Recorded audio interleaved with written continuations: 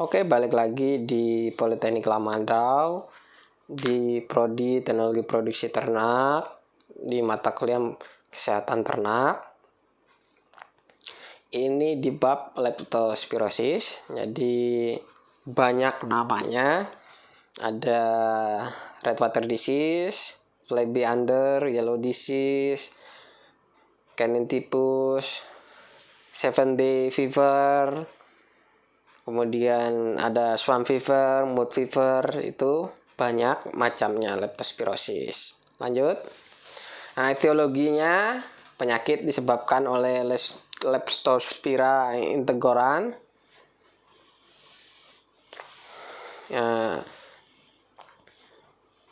Jadi satu macam yang berkembang, kemudian banyak serotype sama serovarnya. Itu Leptospira interrogon. Jadi spesiesnya ini masuk dalam famili Leptospiraceae sama ordonya Spirochaetales. Ini bentuk dari bakterinya. Ketika di zoom, hanya dia sendiri bentukannya. Nah, kalau ini ketika ada koloninya. Spesies rentannya hampir di semua mamalia, dan ini spesifik di manusia, di tikus juga. Dulu itu leptospirosis ini sempat jadi pandemi. Jadi ini pernah juga terinfeksi di Indonesia, itu di ternak sapi, serovarnya Pomona sama serovar Harjo. Jadi Pomona dan Harjo ini yang nanti untuk juga vaksinnya. Nah, sapi juga ketika dianya pernah terserang ini juga bertindak sebagai hewan karier dari dua serovar tersebut. Nah, kalau untuk babi, dianya hewan kariernya untuk serovar Pomona dan serovar Taras Sophie. Jadi ada perbedaan sedikit untuk sapi dan babinya. Pengaruh lingkungannya yang Leptospira Harjo pada sapi potong biasanya terjadi pada hujan. Nah, peternakan yang becek itu lebih tinggi kejadiannya. Sifat penyakitnya dia tergantung kekuatan dari spesies hostnya. Ada serovar penyebabnya enggak di daerah tersebut, kemudian daerah hostnya itu daerahnya itu lebih tinggi atau lebih rendah, lebih panas atau lebih dingin, itu nanti sifatnya lebih sporadis atau endemis, itu tergantung. Nah, kalau untuk contohnya di babi, di yang serovar Pomona di Jawa itu sifatnya endemis. Cara penularan bisa kontak secara langsung sama yang tidak langsung. Kalau yang langsung itu lewat inhalasi, yaitu droplet urin yang terinfeksi masuk ke alveoli host lain. Jadi urin yang terkena di lantai kemudian masuk melalui ambing dari ternak lain, itu bisa terjadi infeksi. Kemudian penularan melalui kontak yang secara tidak langsung itu biasanya menggunakan air atau tanah yang terkontaminasi leptospiranya ini.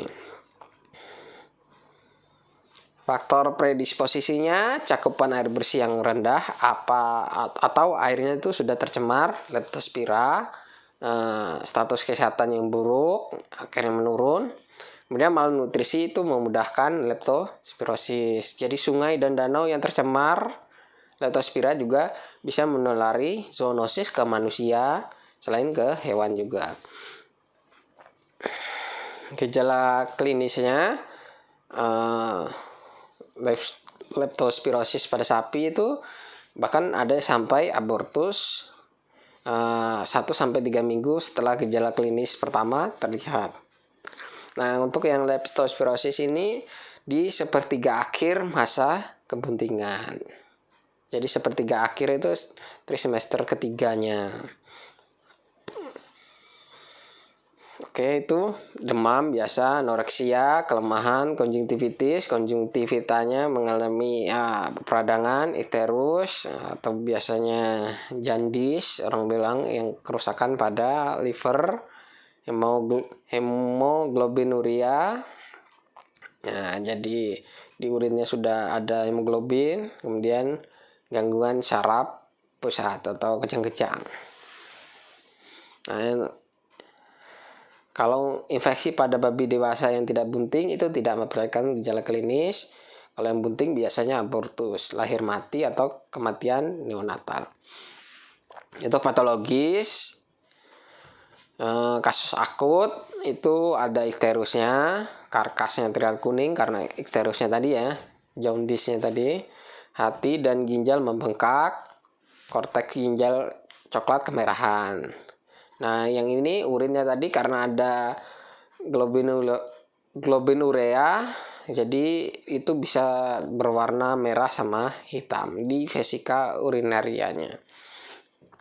Histologi dari lesi utama itu biasanya berupa radang ginjal yang interstisial, jadi di antaranya yang mengalami radang. Nanti sifatnya bisa vokal atau difus ya.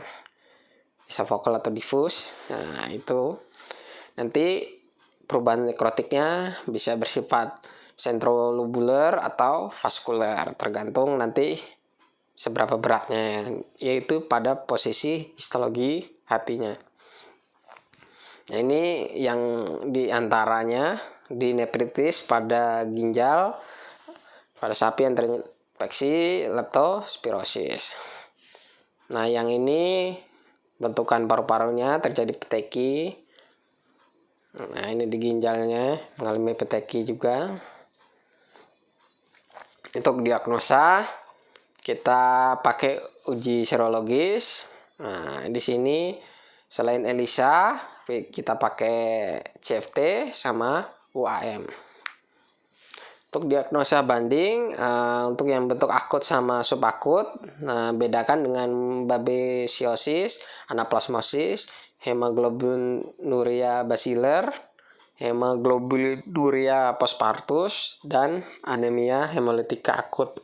Nah, untuk pada babi kasus gangguan reproduksi nanti dibedakan dengan brucellosis ya, yang kemarin brucellosis, infeksi parvovirus, pseudorabies, dan Hock cholera.